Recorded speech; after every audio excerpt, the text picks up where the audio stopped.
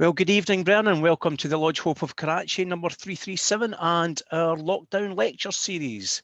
I'm delighted to welcome you all to Zoom meeting number 45. It's a great pleasure to see you all here and to hear you all in good spirit earlier on before we started the recording. As usual, Bern, can I remind you all of the Grand Lodge of Scotland rules in accordance with our Zoom meetings? Please keep your video on unless you have bandwidth problems, and drop me a little message in the chat and have a recognisable name in the box as well, please. Thank you. Can I also ask you all at this time to take the opportunity to sign our virtual tile on our Facebook page, so we have got a record for posterity. Thank you very much, Bern. As ever, the conversation this evening will be recorded and placed upon our YouTube channel, and discussion will continue hopefully on the Facebook pages this evening, which you're more than welcome to participate in. Bern, it's a great delight this evening to welcome along worshipful brother Michael Munro. I first met Michael during lockdown through the Internet Lodge, which we're both members of, and the Internet Lodge followed our lead and do a weekly Zoom meeting with a lecture, and that was instigated by Lodge Hope of Karachi's past master, brother Alan Turton. So it's great to welcome some of the brethren from the Internet Lodge here along this evening.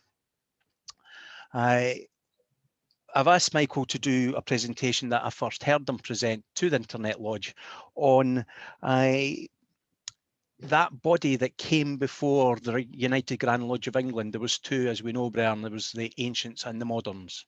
And this evening, I will hand the floor over to Brother Michael Munro, who can take us through that story. Michael, the floor is yours, sir. Good evening, brethren. Am I able to share screen at the moment? Yes, you can. Okay, let me just get my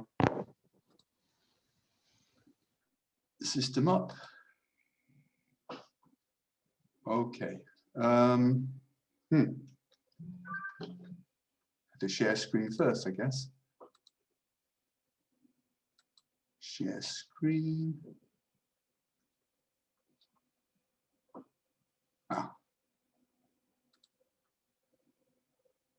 Technical problem here, just a minute, I'm sorry, I haven't got this in the right order here.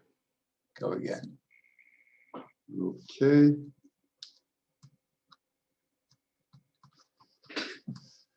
Hey, it's difficult sharing the screen and finding share screen at the same time, isn't it? Just a minute again. Share screen, okay. And where's my screen?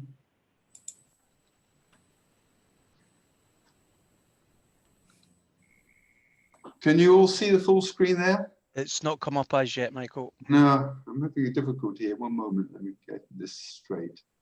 I can see it okay.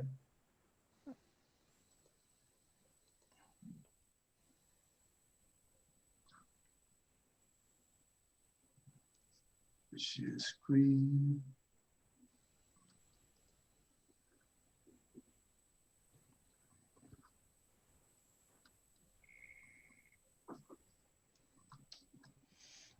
I do know you can do this because I've seen you do it before. I've done it before, and how I did it before, I'm not quite sure. I can't find the screen on my images here. That's the problem. If you scroll, have you got the box of various things open? If you scroll down with your cursor, it might be there. No, it's I can't see the select screen until that's a problem. I have to minimize it in order to find it, and then I can't share screen. What's the combination? Share screen there.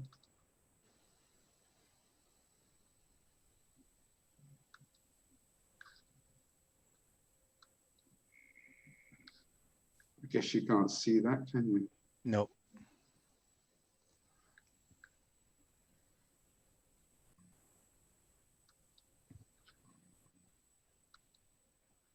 It's hopeless, this. I'm sorry about this.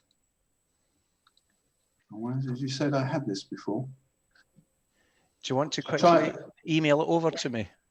It's going to be a bit difficult for that. Let me just have a look again. Wait a minute. It's fine to let me know. Share screen. Meeting, share screen, and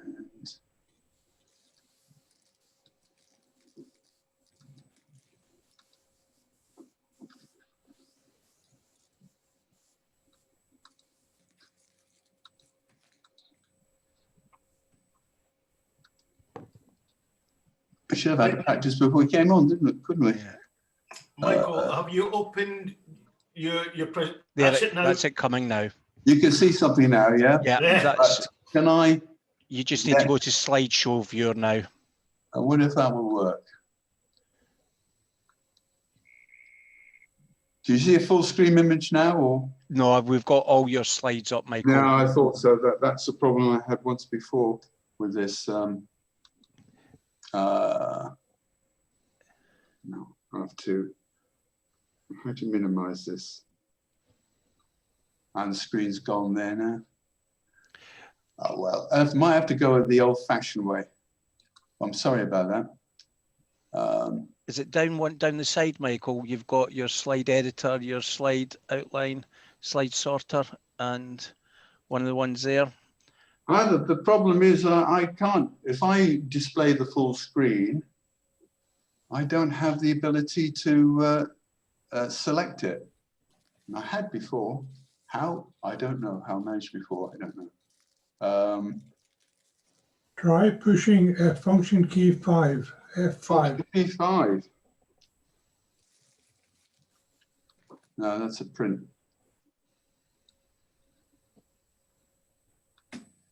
Well. Let's start all over again and see what happens.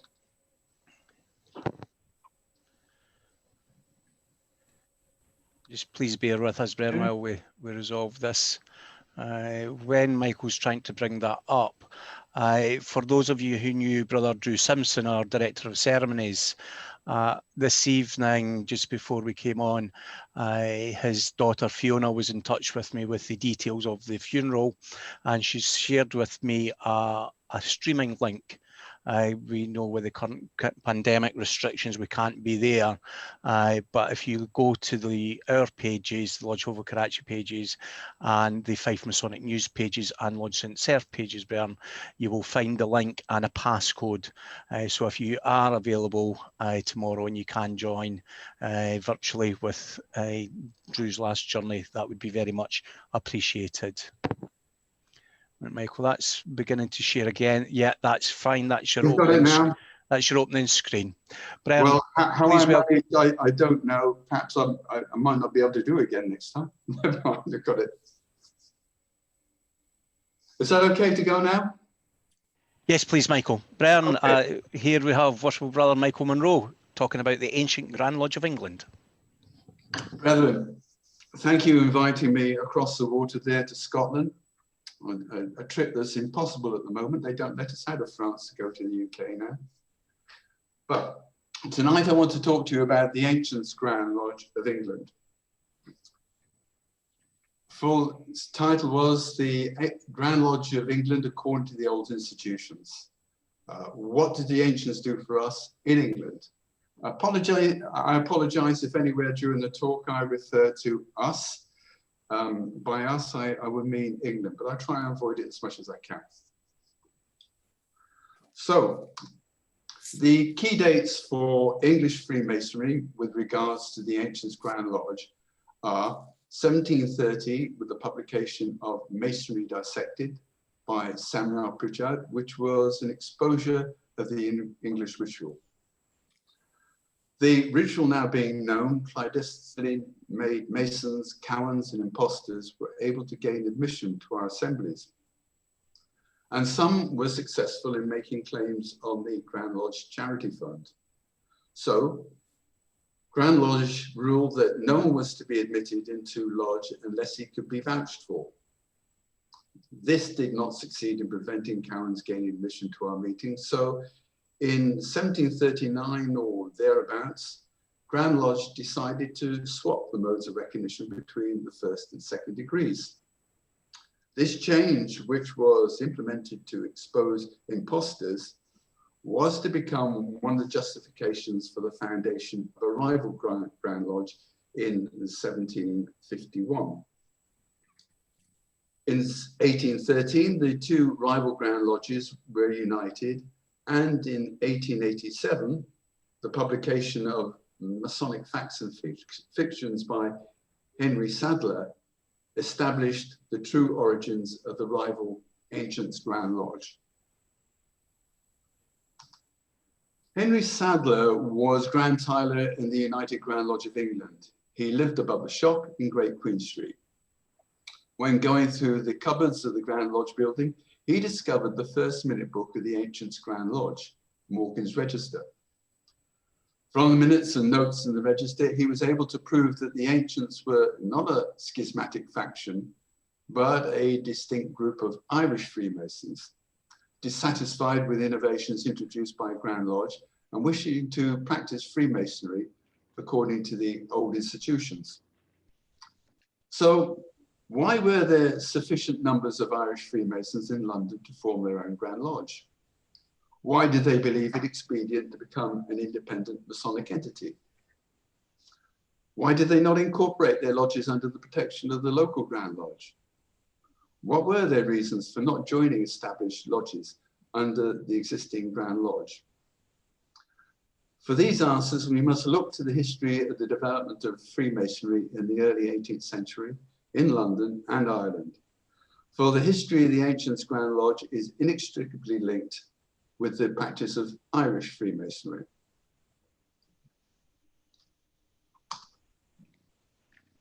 Dublin was the largest city in the British Empire after London, a busy port town with many prosperous businesses. However, the Irish economy of the 18th century was poor, with a gross national product of only 4 million a year, with 1 million of that withdrawn from the local economy by absentee Protestant Anglo-Irish landlords.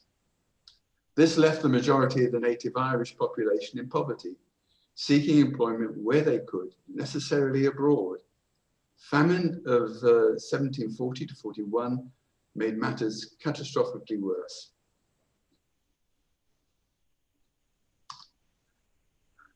The English economy, on the other hand, was booming in the 18th century, with a gross national product of 10 times more than the Irish at 48 million a year. The early half of the century saw further development of the agricultural revolution and the industrialization of agriculture. Although most people lived in the country, the 18th century was notable for the growth of towns. Ports such as Bristol and Liverpool grew from the prosperity of overseas trading. Manchester was growing rapidly, and from the mid-18th century, Manchester became a world center of cotton manufacture. The early canal systems were being built around the renovation and extension of the Liverpool docks, later to be considerably expanded elsewhere in the mid-18th century with the birth of the Industrial Revolution. The impoverished Irish flooded into England, with shopkeepers, tradesmen, and artisans seeking their fortune in London and port cities. Unskilled workers moving to the northwest, attracted by the booming cotton and weaving industry, or elsewhere as a mobile workforce in road and canal construction.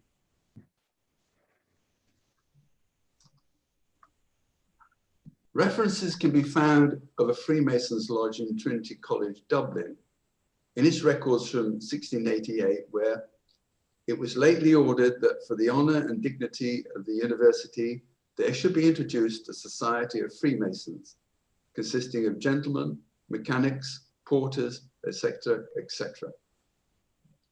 There is also the story of the initiation of Elizabeth St. Ledger, the famous Lady Mason, which predates her marriage in 1713, which indicates that the nobility of Ireland were holding Masonic lodges prior to that date.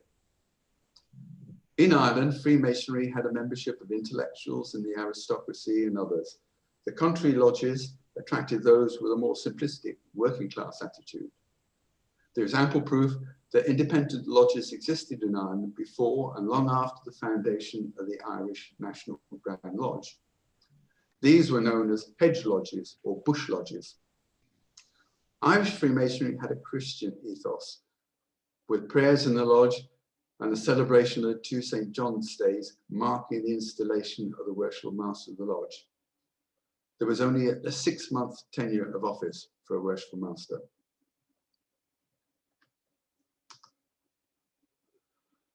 The first recorded English lodge meeting was at Warrington, where in 1646, Elias Ashmole was initiated.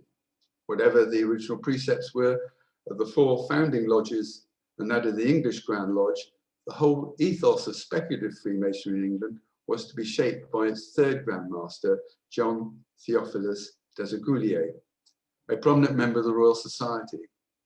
Under his direct influence, many members of the Royal Society became Freemasons. Lectures were delivered in lodges on scientific subjects not directly connected with Freemasonry. You may be aware that Desaguliers visited the Lodge of Edinburgh No. 1 in 1721. Here is an image of him and a small section from an engraving by another London Freemason, William Hogarth. I include this engraving just to be sure I still have your attention. It would seem Hogarth did not have a high opinion of Desaguliers or his ability to hold an audience, and a point I shall try and bear in mind myself. On Wednesday, the 17th of July, 1751, a General Assembly was held at the Turk's Head, Greek Street, Soho, where the most ancient and honourable society of free and accepted Masons, according to the old institutions, was formed by 5 lodges not affiliated with the Grand Lodge in London. To show posterity how much we desired to revive the ancient craft upon true Masonical principles. These 5 lodges, comprising of 80 Freemasons, were to be issued with warrants numbering 2 to 6, with the same date of charter as the new Grand Lodge, which would be known as the Ancients Grand Lodge. 12 days later, number 7 was warranted. Most of these members of these 6 lodges were Irish Freemasons, with 72 of the first 100 Masons registered in this new Grand Lodge having Irish names, being mainly artisans, tailors, shoemakers, and painters, men of some education and an honest character in low circumstances. These Irish Freemasons wished to practice their own particular Freemasonry. And while there was little or no difference in the rituals work, the class difference made it difficult for Irish Freemasons to integrate with their brother Masons in the established London lodges. There is record that the Irish suffered exclusion from the English lodges, as did Jews, soldiers, sailors, and others from more humble background. Having changed the modes of recognition for the first and second degrees to confound impostors, English Freemasons could accuse the Irish of being irregular and thereby have an excuse to exclude them from their meetings, when in fact they may well have been motivated by class or social prejudice. In founding their own Grand Lodge, these Irish Freemasons could now accuse the English Grand Lodge of defaulting on the genuine landmarks of the order by introducing innovation into the body of Freemasonry in having changed the modes of recognition. The first 6 warranted lodges were numbered 2 to 7, with number 1 being held back until the ancients could find a nobleman to act as Grand Master, to sign the warrant as its first master. This was to be the Earl of Blessington 5 years later in 1756, and number 1 was then warranted as a Grand Master's Lodge. The ancients introduced from Ireland the issuing of Grand Lodge warrants and Master Mason certificates, or diplomas as you call them.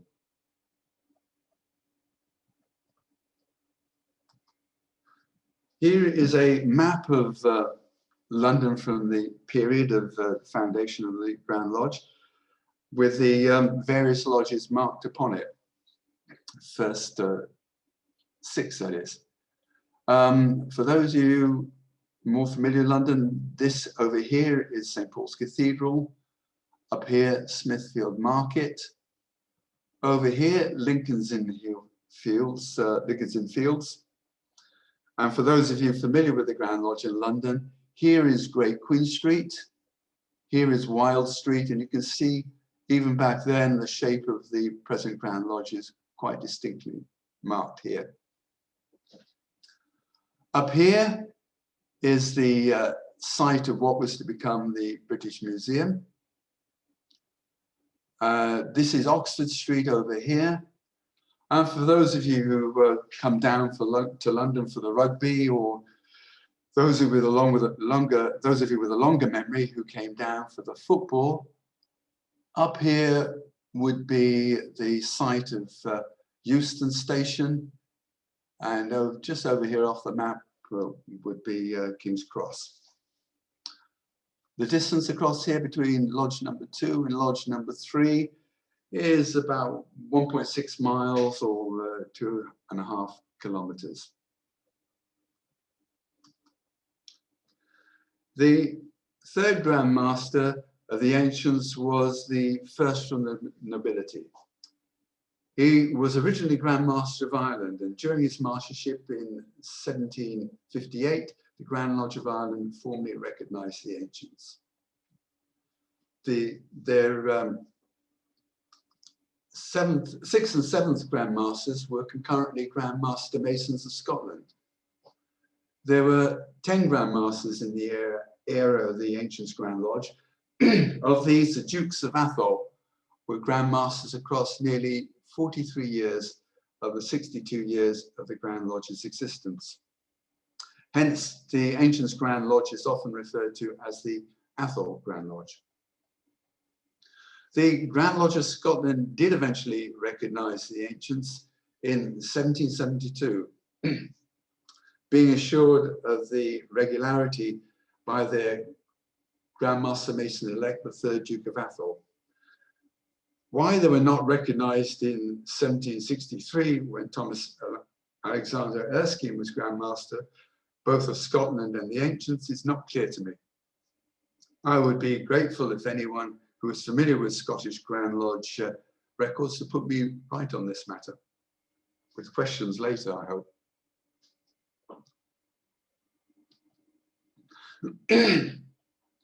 Excuse me one moment. However, it is recorded that when in 1775, the modernist Mason William Preston, he of lectures fame, informed the Grand Lodge of Scotland that the Ancients were irregular and schismatic, he was directed by the Grand Secretary of the Grand Lodge of Scotland to raise any matters with regard to English Freemasonry with the Grand Lodge contact they had in England. He was then given the name and address of the Ancients Grand Lodge Secretary. I'm hitting the wrong buttons here.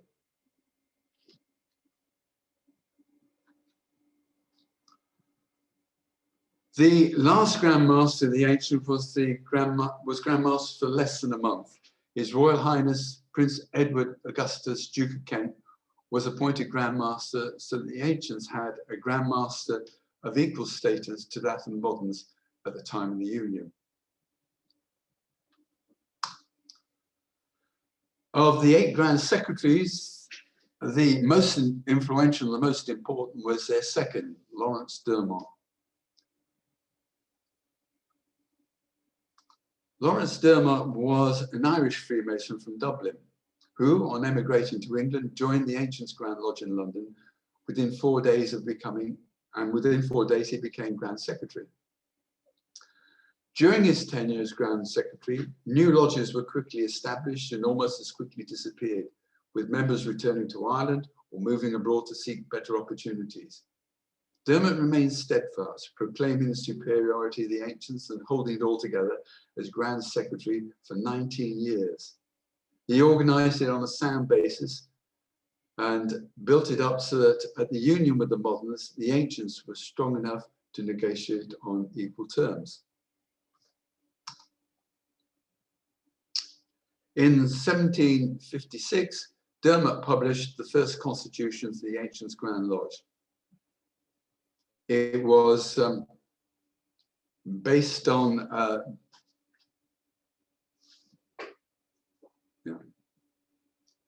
it was based on, I think I've gone out of sync here. Okay, here we are. It was based on both Dr. Fifield Dessigny's booklet, A Serious and Impartial Inquiry into the Causes and Present Decay of Freemasons in the Kingdom of Ireland, and on Spratt's Irish Book of Constitutions. Spratt's Constitutions was based on Pinnell's Irish Constitutions, which in turn was a rewrite of Anderson's English Constitutions, with alterations made to suit Irish practices. Unlike the constitutions which preceded the Ancients, Dermot did not include a history of Masonry. He thought that the history, including both the Irish and English constitutions, too fanciful, in that they trace their origins back to Noah and Adam. He claimed that although he had made a start on the history for his constitutions, a puppy destroyed it. Could this be the first record of the dog ate my homework? He called his publication Ahiman Raison, or a help to a brother. Normally referred to just as Ahiman Raison, it being Hebrew, the meaning of which nobody, even to this day, is really sure.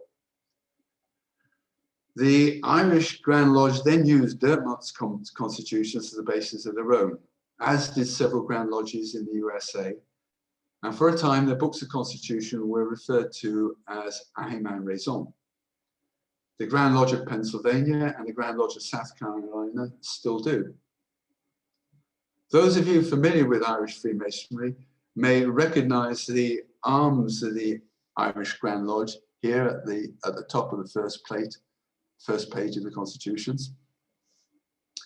But were you aware that the one below is the original arms of the Irish Grand Lodge, and is actually very similar to that of the Modernist Grand Lodge. The only difference being the English don't have this arm here. Oops, there's that puppy again.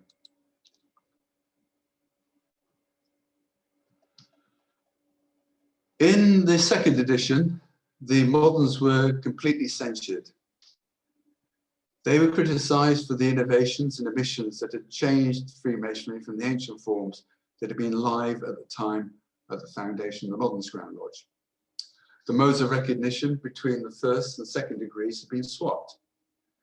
They were accused of de-Christianizing the ritual. Prayers were no longer in use except on rare occasions at initiations, and the saints' days were ignored. Candidates were incorrectly prepared, ceremonies abbreviated, the lectures omitted, and readings of the ancient charges to the initiate discarded.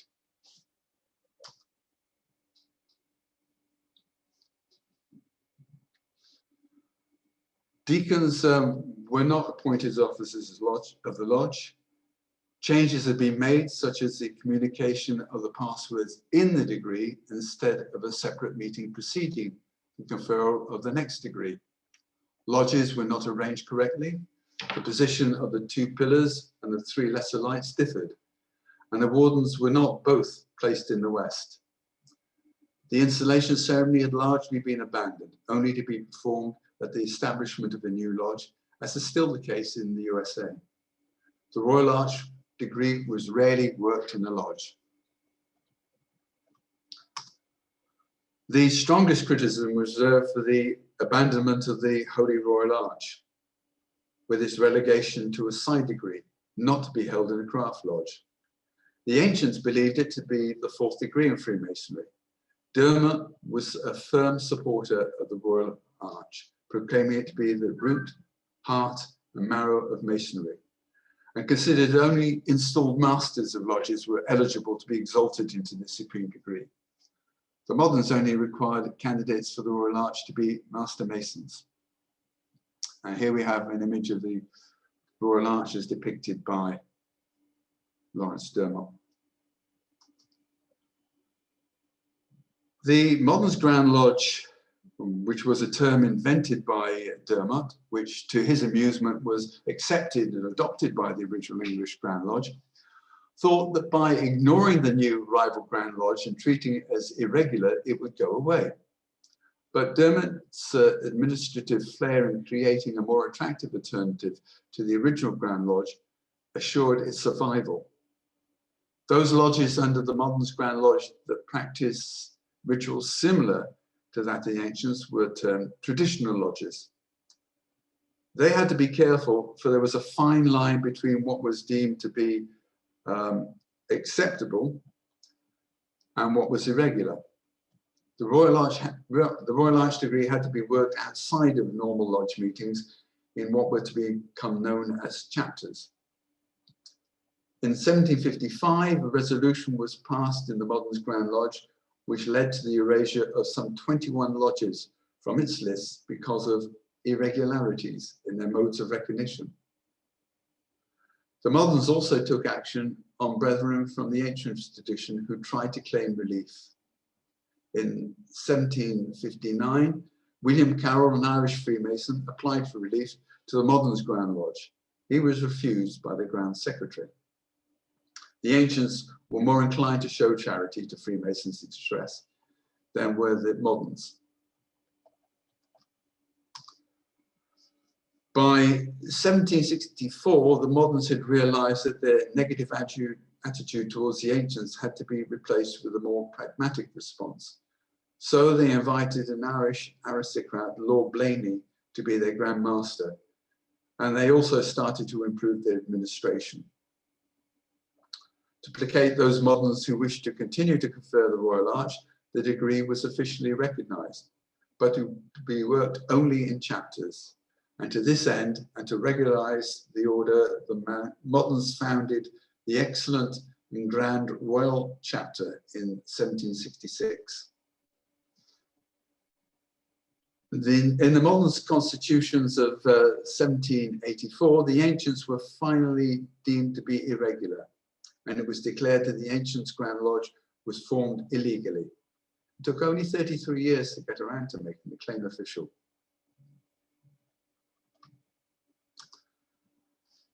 The ancients warranted lodges in many of the British colonies. In America, most of the modern lodges changed their allegiance to the ancients. The ancients were closer to the new libertarian principles espoused by the emerging American independence movement. A good example is Pennsylvania. In 1734, Benjamin Franklin was elected Grand Master. Note the year, Scottish Masons. In 1749, the Grand Lodge of Pennsylvania applied to become a provincial Grand Lodge under the Grand Lodge of England. Yes, there was a switch there, not a mistake. In 1757, Benjamin Franklin leaves for England to petition Parliament on behalf of Pennsylvania and the colonies. In his absence, many of the lodges in Pennsylvania changed their allegiance to the ancients, and in 1759, the entire province applies to become a provincial Grand Lodge under the Ancients Grand Lodge.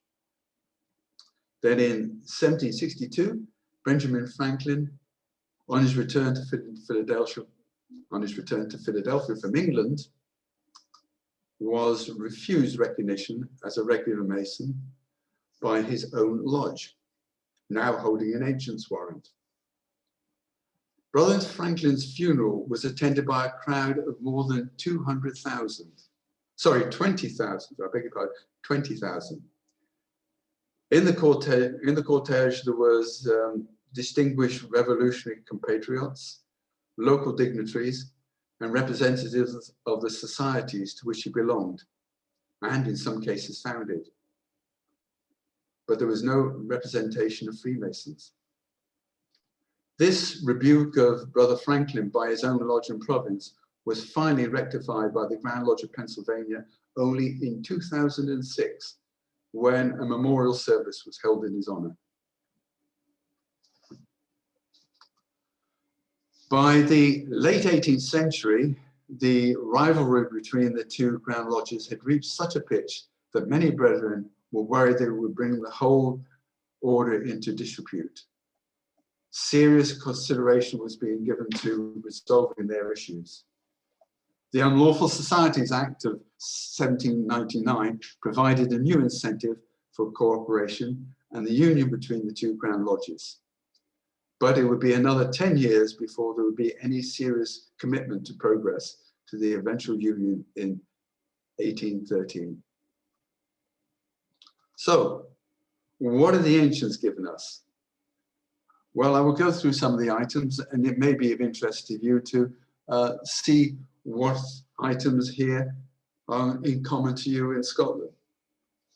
So the installation ceremony for each new master, not just for the first master at the consecration of the lodge, deacons as regular officers in the lodge, the position of the lesser lights in the east, south, and west, rather than in the northeast, northwest, and south, prayers in each degree ceremony,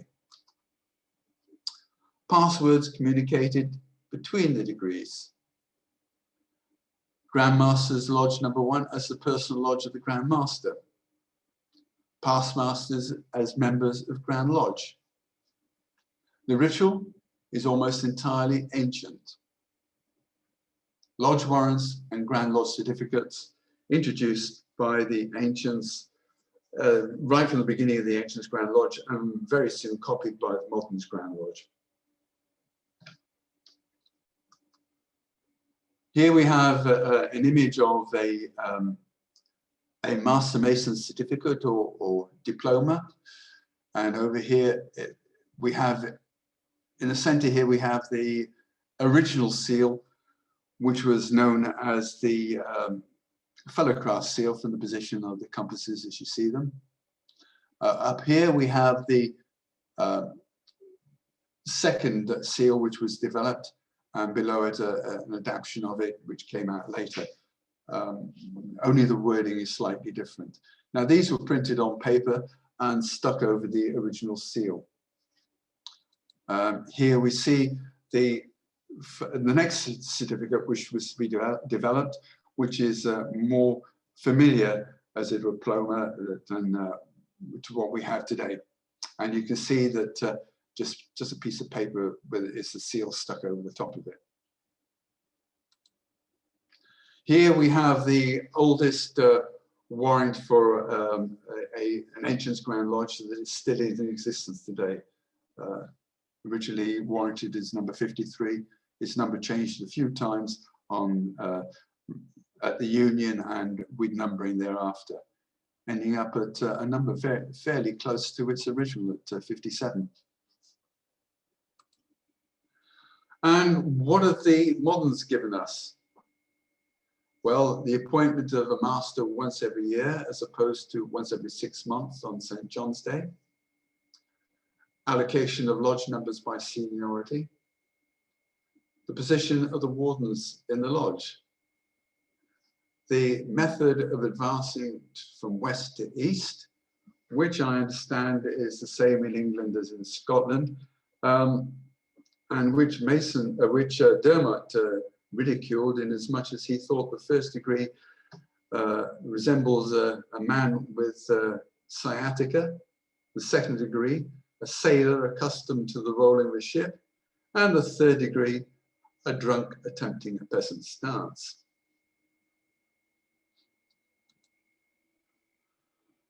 So, in summary, the Ancients' Grand Lodge was not a schismatic faction, as is still generally believed, even among English Freemasons, in spite of evidence to the contrary published over 130 years ago.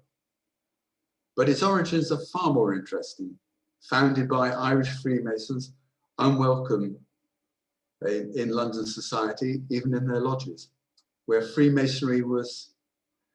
Freemasonry they were accustomed to in their native land had been transmuted in London into intellectual gatherings of the elite. A Grand Lodge that preserved its Celtic origins in spite of its English provenance by choosing many of its Grand Masters from the Irish and Scottish aristocracy.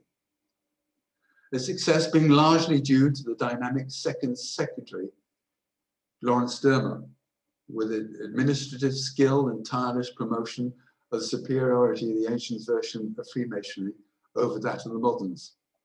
especially with the advancement of the Royal Arch as an intrinsic and essential part of ancient Freemasonry. While Christian references have been removed, much of the ritual in our English lodges is from the Ancients' Grand Lodge. While the concentration on ceremonies and ritual in the lodge are inspired by the Ancients' ideal, it is interesting to note that Zoom meetings such as this are a reflection of the modernist tradition of lectures in the lodge. And that, brethren, is the end of my talk. And if you have any questions, I'll be pleased to answer them. Wonderful, Brother Michael Munro. Thank you so much for a very interesting presentation into the background to the ancient Grand Lodge of England, or as many of us jocks around the Zoom table here, the Atholl Lodge.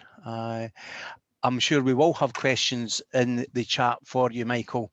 But I do have a question from a brother who knew you were going to speak on this subject this evening, but unfortunately he's on other Masonic business, as we like to hear.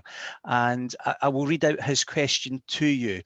There is a couple of caveats, Michael. He does say that he's a proud Scot, and it is potentially a bit of a rant, but he would love to hear your opinion on the following.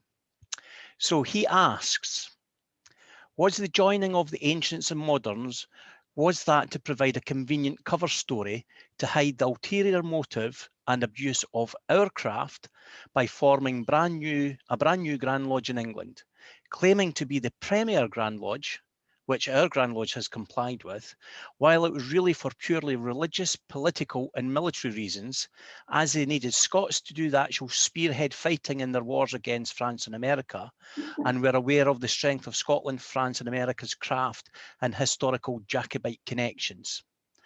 Our own ritual had to change to comply with England, and the Grand Lodge of Scotland continues to be subjugated and acknowledges England Premier Grand Lodge as such. Rant over. Thoughts, please, Michael? Well, there's a lot to address there, isn't there? And I can see strong prejudices running through there of the English against the Scots. And well, of course, from my surname, you would appreciate that I am of Scottish ancestry myself, although it being my great-grandfather who came down from Scotland, so well established in England by now. No, I think that it was really the uniting of the two Grand Lodges was expedient because it was getting to such an extent that people were beginning to criticize them, that if they couldn't agree amongst themselves, why should they bother to join? Also, they were forced to reconsider their position with the Unlawful Societies Act, or often known as the Unlawful Oaths Act, to do something. I mean, although this was really set up, this act was really set up to in opposition to those groups who were favoring Napoleon's revolutionary march through Europe and its possible entry into England.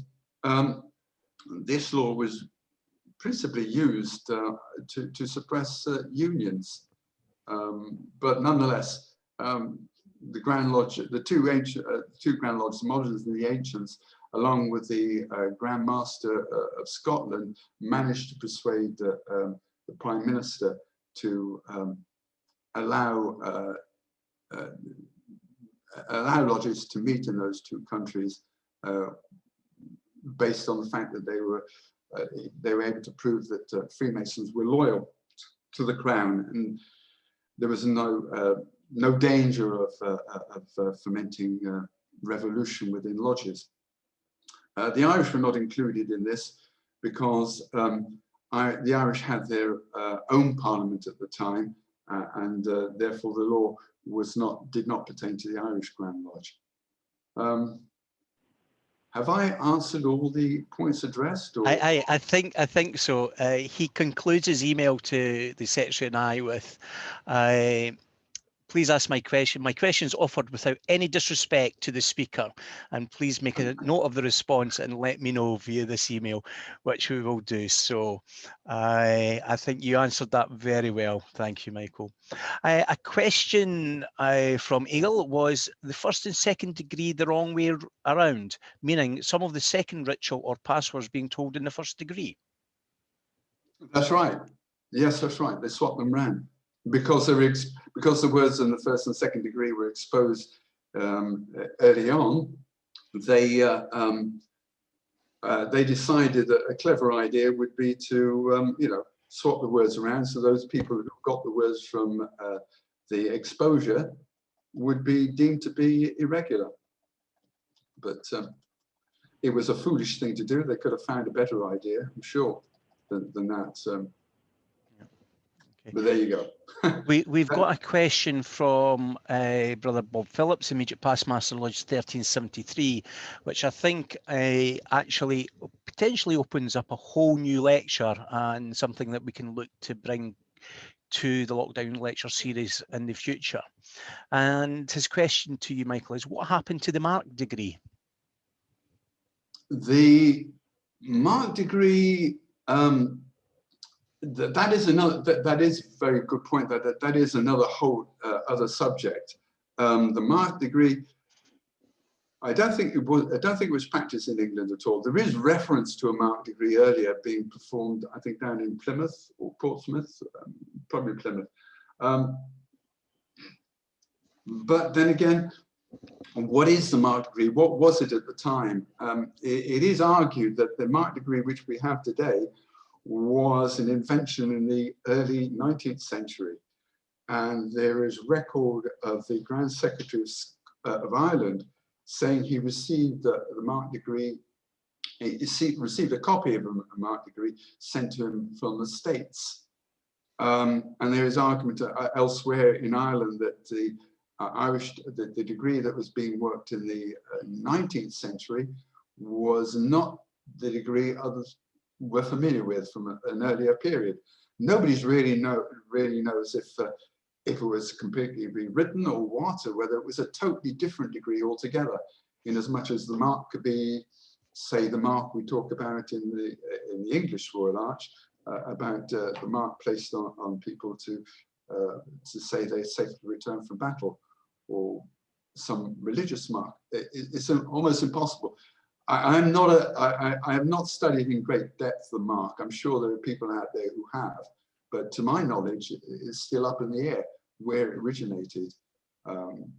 Why did it disappear? Well, one of the things they had to promise with the concessions they made with the for the Unlawful Societies Act was they promised that they would create no more lodges, and they would work no more than 3 degrees, which is why the Royal Arch is considered an extension or a continuation of the 3rd degree. By that way, they could continue to work the Royal Arch degree without having broken the law.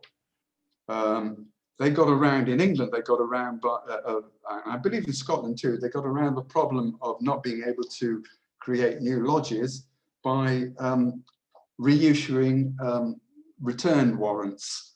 And they did this for several years. And I think by about 1813, certainly by 1820, the English had given up on this and started to create new lodges and new numbers from there onwards. So if you look at our dates for foundation of lodges, you'll find they go a bit crazy around the turn of the century, the turn of the 19th century.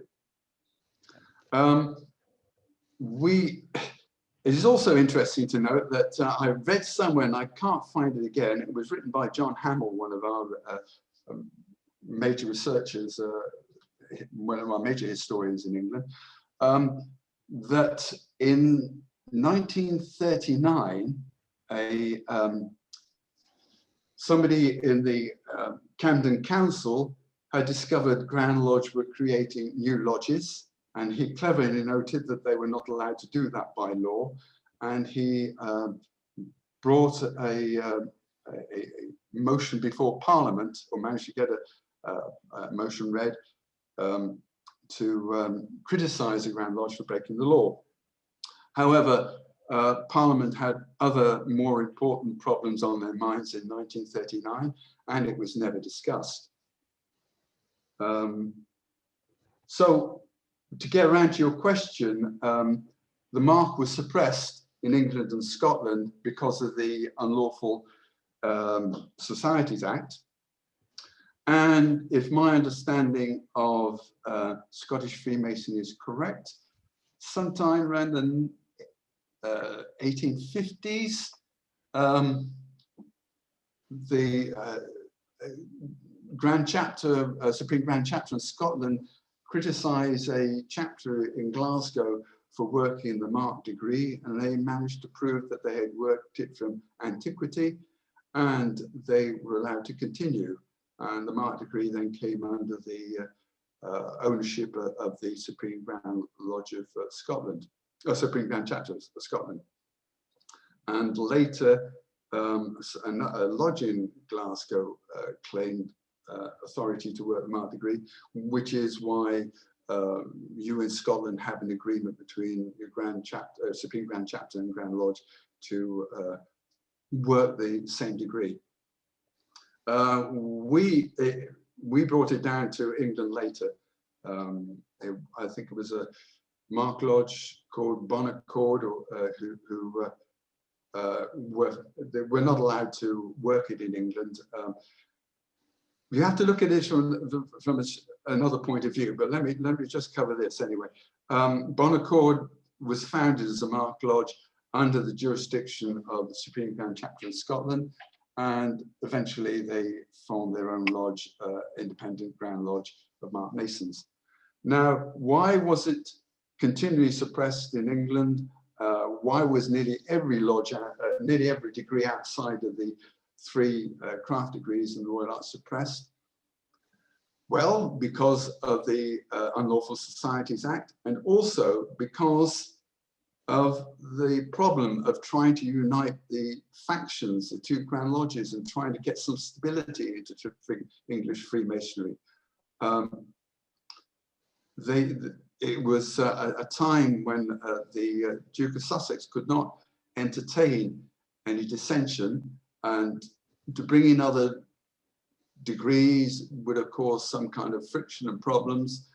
So he successfully suppressed it throughout his life, and when he passed away, by then, fortunately, the United Grand Lodge has stabilized, and suddenly all the other degrees which he successfully suppressed came into life.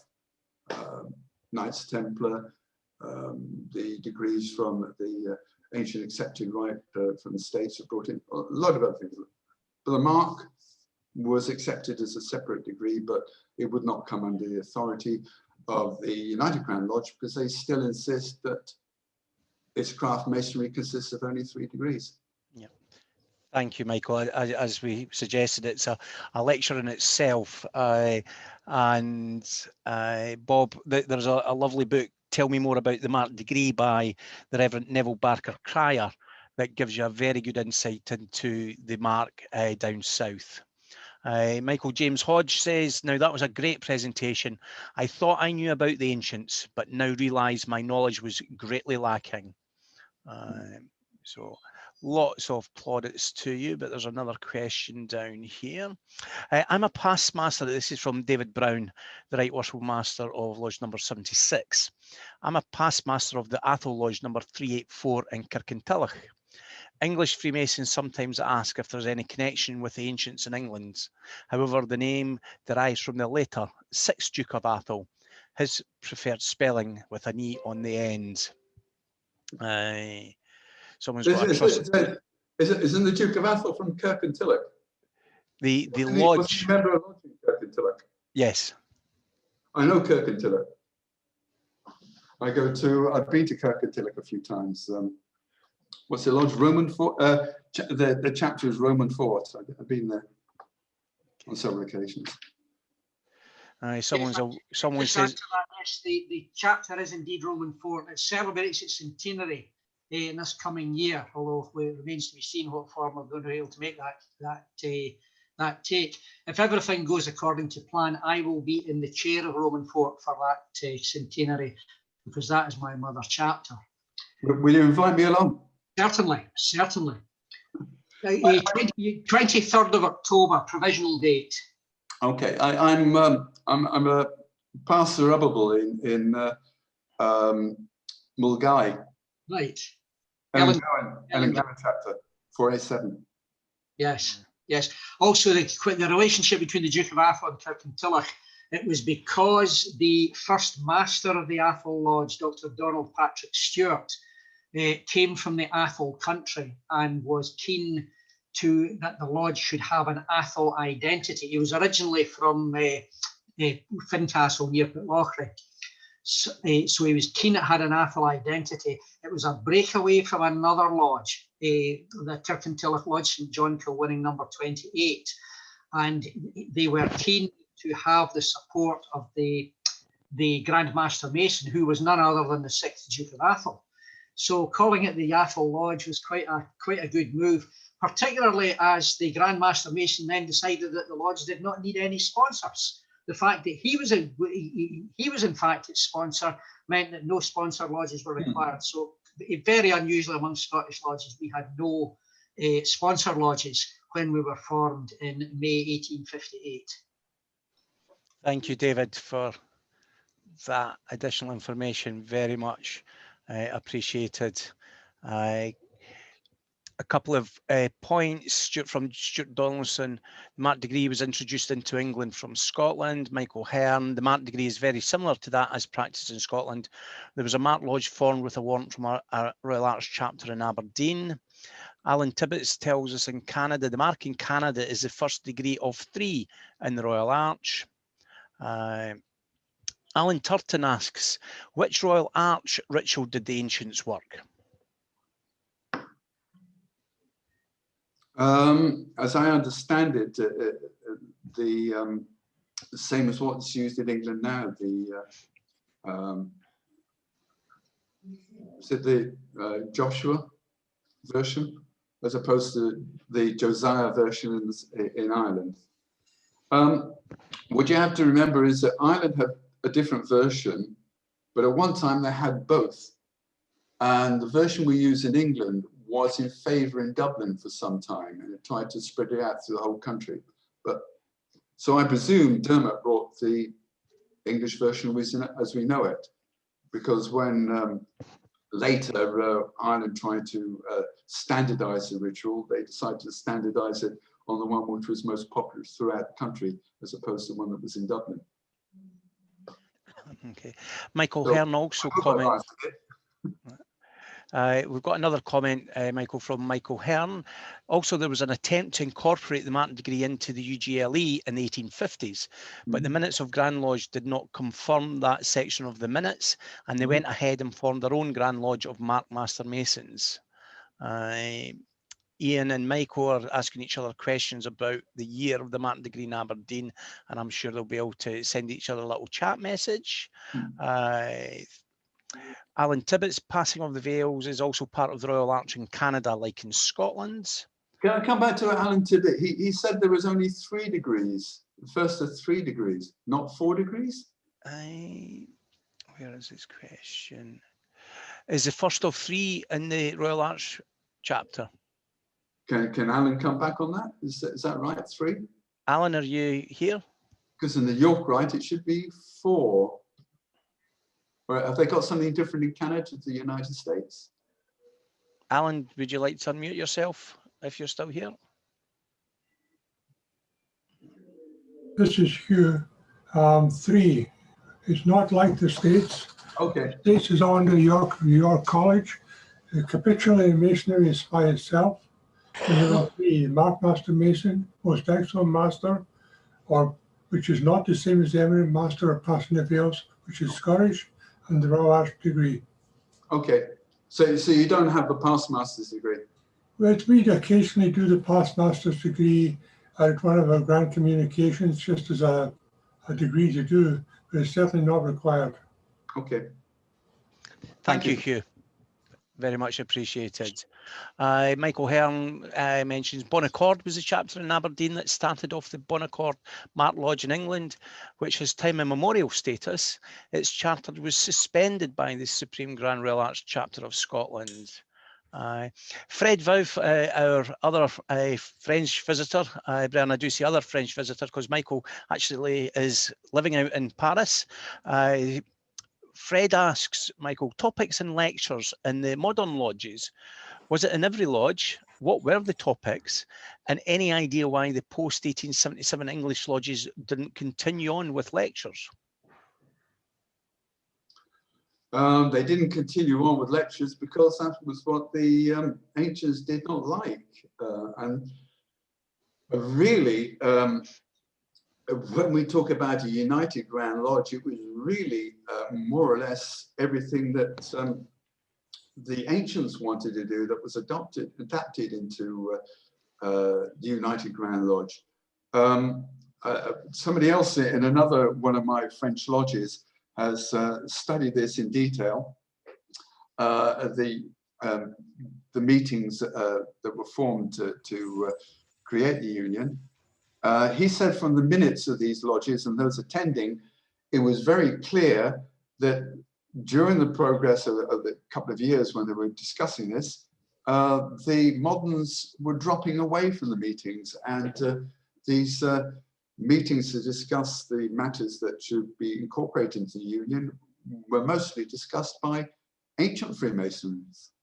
Moderns kind of slid away from the discussions towards the end.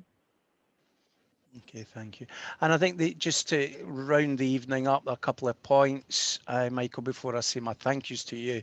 Ian McIntosh, the third Duke of Atholl was elected Grand Master Mason of Scotland on the 30th of November 1773, and he held the unique position of holding 2 Grand Masterships of England and Scotland.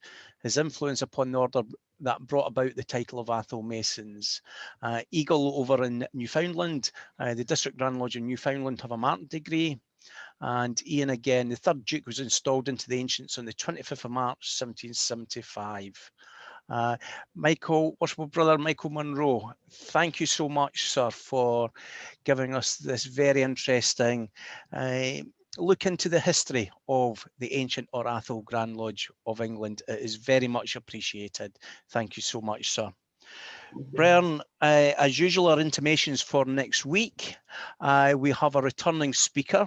We will have worshipful brother John Rowther coming back to us. You may remember he talked to us about the Masonry and the American Civil War. This time he's going to come back and talk to us about the connection Freemasonry has with the American War of Independence. So Brian, I look forward to seeing you all next week. Michael, on behalf of the Lodge Hope of Karachi, thank you once again. And gentlemen, Brian, please unmute yourself and say your thank yous to Brother Michael Munro and your good evenings. The floor is yours, gents. Thanks, Michael. Thank you very much, Michael. Thanks. Thank you.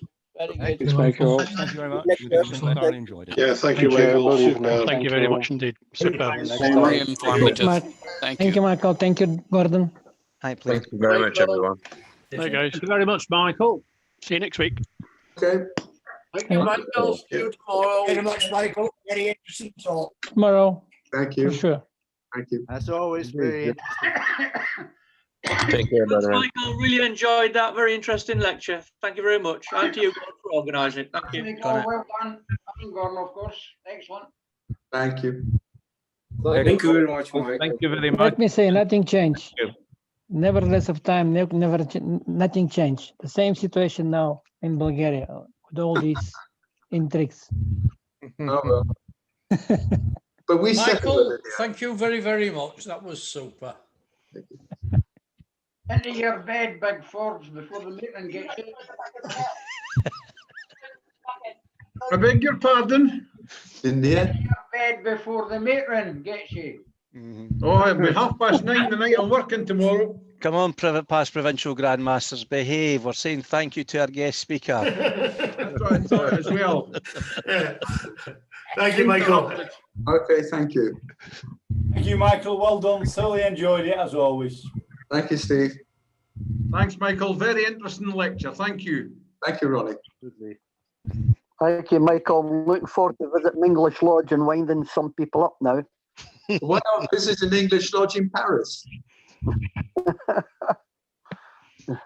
Okay, That'd be a great idea, Michael, 5. if we could leave the county, never mind the country. Thank you, Michael. Okay, thank you. I'll give you 4, brethren. Michelle. And 3. Thanks very much, Michael. Good night, everybody. Take care. Good night. Good night, everybody. Good night, everybody. Bye-bye. Bye, all. 2. Bye. Bye. And that's 1. Thank you all once again for coming along and supporting the Lodge Hope of Karachi Lockdown Lecture Series. Thank you very much, Brother Michael Munro.